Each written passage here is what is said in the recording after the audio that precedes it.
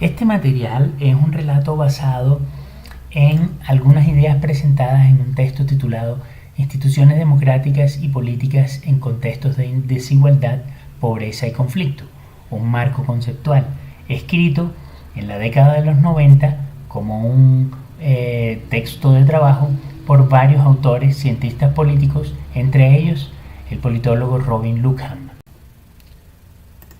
Este texto propone un conjunto de conceptos para entender los desafíos de la democracia en contextos de guerra y desigualdad social, a partir de un análisis que lleva a los autores a proponer una definición de democracia.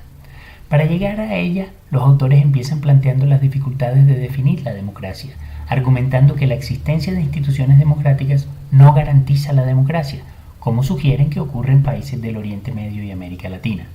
Para los autores, estos países se declaran democráticos en contextos en los que la pobreza impide la participación de muchos ciudadanos o en los que el fin de la dictadura aún no impide la intervención política de las fuerzas militares. La democracia no podría entenderse, afirman, sino a partir de un análisis que tenga en cuenta la influencia de las relaciones económicas entre diferentes países, en otras palabras, dentro de un sistema económico globalizado. En su análisis, los autores se preguntan por la relación entre lo que se entiende por democracia y la capacidad de la sociedad de ejercer valores democráticos, crear condiciones para reducir la pobreza y resolver o crear conflictos. Concluyen que la consolidación de la democracia exige cambios culturales, permitiendo la participación diversa y la oposición en la búsqueda de consenso y no simplemente la creación de instituciones. Los gobiernos, según afirman, no crean o escogen instituciones políticas por ellas mismas, sino con la intención de utilizarlas para poner sus intereses en ventaja, legitimados por leyes y constituciones. En otras palabras, son los grupos en el poder quienes definen o crean instituciones, buscando que ellas jueguen a su favor para que ellos puedan mantenerse en el poder. Por ello, las instituciones en general tienden a cambiar solo como resultado de plazos muy largos, salvo en momentos de rupturas causadas por conflictos, que proveen oportunidades excepcionales para iniciar cambios institucionales democráticos. Así, la disyuntiva central de la democracia es si la creación de nuevas instituciones democráticas por sí sola permitirá el desarrollo de una cultura democrática de participación diversa, oposición, pero al mismo tiempo de consenso, o si el proceso es al revés, es decir, si primero se necesita crear una cultura de participación diversa, reconocimiento de la oposición y creación de consensos, y luego se crearán instituciones basadas en esos principios. Un argumento presentado por los autores, que sostendría la segunda tesis, es que una competencia entre muchos partidos no puede ocurrir democráticamente sin la existencia de una comunidad política incluyente. Ellos dicen que este es el caso de Ruanda en la década de los 90. Pero en el caso de Europa Oriental, según los autores, la dinámica sería la contraria. La creación de instituciones democráticas llevó a las élites a adoptar una política más incluyente. Así, la mera existencia o creación de instituciones democráticas puede motivar a los excluidos a exigir derechos, o la necesidad de votos puede motivar a los partidos a ser más amplios en sus promesas. Sin embargo, insisten en que solo un diseño institucional democrático basado en cambios culturales puede hacer que la democracia resuelva problemas de desigualdad. El análisis que proponen está inspirado en preguntas surgidas de las dificultades de los gobiernos que en los 80s y 90s declararan instituir democracias para superar antiguos regímenes dictatoriales o militares en América Latina, Asia y África. Pero también se refieren a los cambios de Europa Oriental después de la caída del muro de Berlín. Los autores describen estos procesos históricos como una consolidación de las democracias representativas liberales. No obstante, afirman, el desarrollo de estas democracias ha ocurrido inmerso en numerosas dificultades. Conflictos identitarios y étnicos, pobreza y violaciones de derechos humanos, entre otros. Todo ello condujo, según explican, a una desconfianza de los ciudadanos en estas mismas democracias nacientes.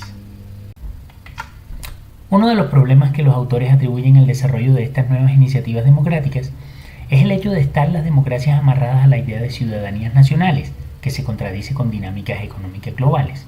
En otras palabras, las democracias están amarradas a cada país, mientras que la economía influye en la participación democrática de las personas por encima de los países.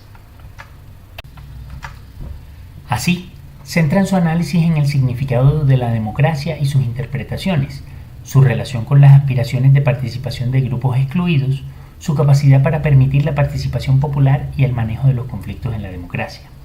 Como un recorrido por la historia de las estructuras democráticas, los autores ponen en evidencia la diferencia política entre el modelo de democracia participativa griega y los modelos contemporáneos de democracia representativa. Los autores atribuyen un origen cultural a la democracia, pues afirman que el origen de la democracia griega fue el resultado de luchas entre el gobierno oligárquico y la búsqueda de justicia social. No obstante, explican que la forma de la democracia griega también es resultado de las decisiones de los grupos dominantes, es decir, hombres propietarios de tierras y propietarios de esclavos, sobre cómo administrar la participación popular.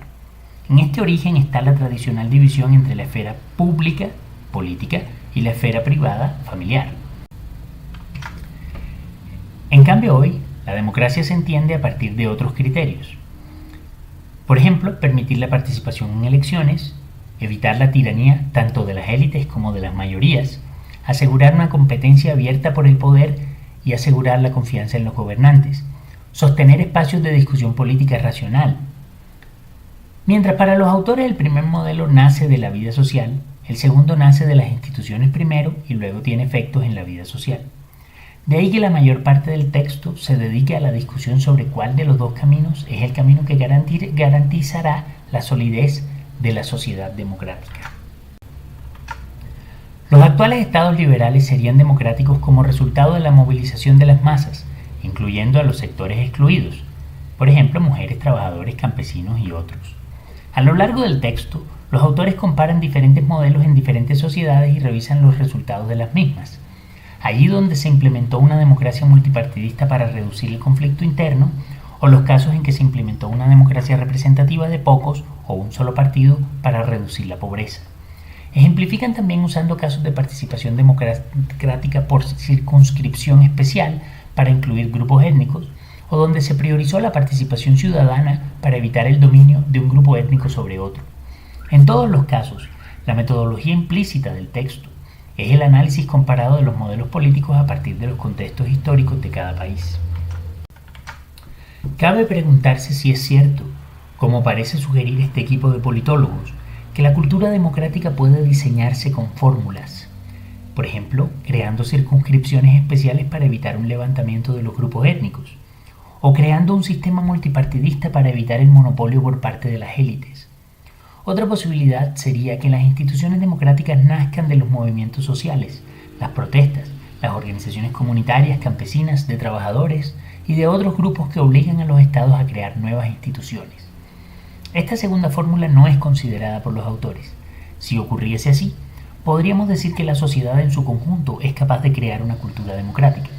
Pero si los autores del texto mencionado tienen razón, los seres humanos serían marionetas manipuladas por sus gobiernos, incluso si estos gobiernos y sus asesores académicos fuesen humanistas y democráticos. ¿Cuál de estas visiones es cierta?